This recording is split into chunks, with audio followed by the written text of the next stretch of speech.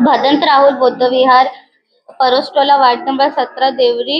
18वे वर्धापन दिवस आज दिनांक 28/3/2026 ला साजरा करण्यात आलेल्या आहेत. सर्व बौद्ध उपासिका व उपासक आणि गावकरी मंडळी विहारात उपस्थित होते.